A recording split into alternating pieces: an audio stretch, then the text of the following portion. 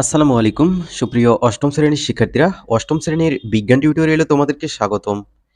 এই ভিডিওতে তোমাদের বিজ্ঞান বইয়ের প্রথম অধ্যায়ের অনুশীলনের যে সৃজনশীল ২ টা দেয়া আছে, এই সৃজনশীল ২ টা আমরা সমাধান করব। তো শিক্ষার্থীরা চলো আমরা ১ নম্বর যে সৃজনশীলটা এখানে দেখতে পাচ্ছি, এইটা সর্বপ্রথম সলভ করে ফেলি। দেখো উদ্দীপক হিসেবে ২ টা চিত্র দেওয়া আছে, একটা পি চিত্র, একটা হচ্ছে কিউ চিত্র।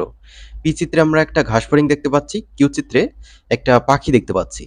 এখন ক নম্বর প্রশ্নে বলছে শ্রেণীবিন্যাস কি? চলো আমরা উত্তরগুলো একে একে দেখে ফেলি। ১ নং প্রশ্নের উত্তর ক। শ্রেণীবিন্যাস হলো জীবজগৎকে ধাপে ধাপে বিন্যস্ত করার পদ্ধতি।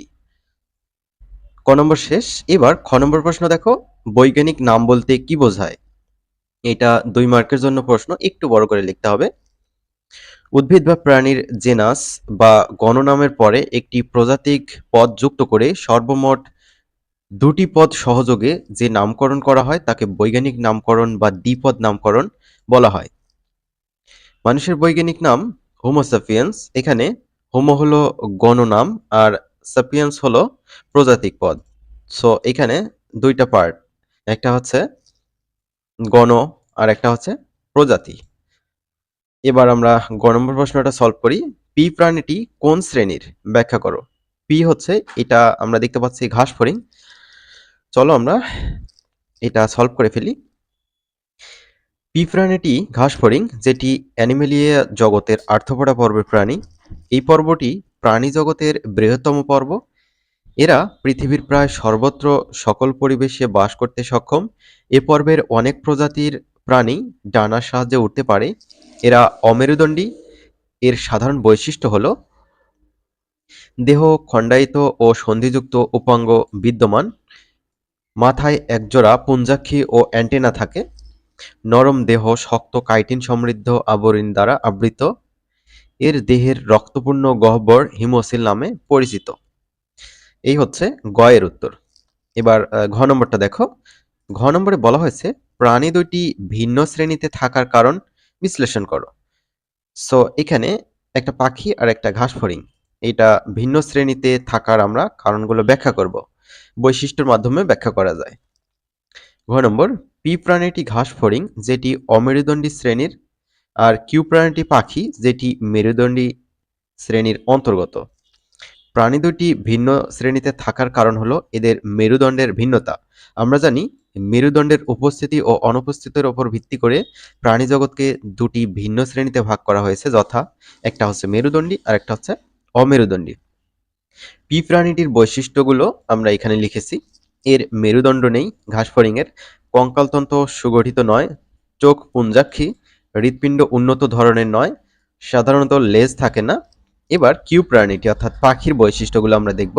এর মেরুদণ্ড আছে, কঙ্কালতন্তু সুগঠিত, তারপর চোখ সরল প্রকৃতির, হৃৎপিণ্ড উন্নত ধরনের, ফুসফুসের সাহায্যে শ্বাসকার্য চালায়। আমরা বলতে পারি অতএব উপরিউক্ত আলোচনা বিশ্লেষণ করে বলা যায় যে উদ্দীপকের প্রাণী দুইটি ভিন্ন শ্রেণীতে থাকার কারণ তাদের গঠন বৈশিষ্ট্যের ভিন্নতা। আমরা ১ নম্বর সৃজনশীল সলভ করে ফেললাম। এবার ২ নং সৃজনশীলটা দেখব। উদ্দীপকটা আমরা প্রথমে পড়ব। রাহাতের গায়ে মশায় কামড় দেওয়া মাত্র সে এটিকে হাত চাপা দিয়ে ধরে ফেলল। এটি ম্যাগনিফাইং গ্লাস দিয়ে সে এর উপাঙ্গ, চক্ষু ও দেহাবরণ পর্যবেক্ষণ করল। পরবর্তীতে সে তার পাঠ্যপুস্তকের জ্ঞানের আলোকে এটির শ্রেণীগত অবস্থান বোঝার চেষ্টা করল। ক নম্বর প্রশ্ন, ফিতাকৃমি কোন পর্বের প্রাণী? তো দেখে নাও ২ এর ক নম্বর, ফিতাকৃমি প্লাটিহেলমিনথেস পর্বের প্রাণী। ক নম্বর শেষ। খ নম্বর বলছে মানবদেহের নটোকর্ডের অবস্থান ব্যাখ্যা করো। খ নম্বর, মানবদেহের নটোকর্ডের অবস্থান পৃষ্ঠদেশের ঠিক মাঝ বরাবর। মানুষ কর্ডাটা পর্বের প্রাণী। এ পর্বের প্রাণীদের সারাজীবন অথবা ভ্রূণ অবস্থায় পৃষ্ঠীয় দেশ বরাবর নটোকর্ড অবস্থান করে। নটোকর্ড হলো একটি নরম, নমনীয়, দণ্ডাকার ও দৃঢ় অখণ্ডায়িত অঙ্গ। মানবদেহের নটোকর্ড শুধু ভ্রূণীয় অবস্থায় থাকে, পরে এটি মেরুদণ্ডে পরিণত হয়। গ নম্বরে বলছে রাহাতের পর্যবেক্ষণের আলোকে প্রাণীটির শ্রেণীগত অবস্থান ব্যাখ্যা করো। রাহাতের গায়ে বসা প্রাণীটি মশা ছিল। রাহাতের পর্যবেক্ষণে দেখা গেল প্রাণীটির দেহ মস্তক, বক্ষ ও উদরে বিভক্ত। মাথায় একজোড়া অ্যান্টেনা আছে, চোখ পুঞ্জাক্ষী, নরম দেহ, কাইটিন সমৃদ্ধ, শক্ত আবরণী দ্বারা আবৃত, সন্ধিযুক্ত উপাঙ্গ বিশিষ্ট। এসব বৈশিষ্ট্য থেকে বলা যায় রাহাতের দেখা প্রাণীটি অর্থাৎ মশা আর্থ্রোপোডা পর্বের প্রাণী। এই প্রাণীটির শ্রেণীগত অবস্থান নিম্নরূপ: জগৎ, এরা হচ্ছে অ্যানিমেলিয়া জগতের, আর পর্ব হচ্ছে আর্থ্রোপোডা পর্বে। অতএব রাহাতের পর্যবেক্ষণের আলোকে বলা যায় শ্রেণীগত অবস্থান অনুযায়ী মশা অ্যানিমেলিয়া জগতের আর্থ্রোপোডা পর্বের প্রাণী। এবার আমরা ঘ নম্বর প্রশ্ন সলভ করব। প্রাণীটির শ্রেণীগত অবস্থান জানা রাহাতের জন্য প্রয়োজন কেন, বিশ্লেষণ করো। ঘ নম্বরের উত্তর দেখে নাও। রাহাতের পর্যবেক্ষণ করা প্রাণীটির সঙ্গে বাস্তব জীবনের অন্যান্য অনেক প্রাণীর বাহ্যিক মিল রয়েছে বলে প্রাণীটির শ্রেণীগত অবস্থান জানা রাহাতের জন্য বিশেষ প্রয়োজন। রাহাতের পর্যবেক্ষণ করা প্রাণীটি আর্থ্রোপোডা পর্বের অন্তর্ভুক্ত। রাহাত প্রাণীটির শ্রেণীগত অবস্থান জানার মধ্য দিয়ে এ শ্রেণীর উপকারী ও অপকারী প্রাণী চিহ্নিত করতে পারবে।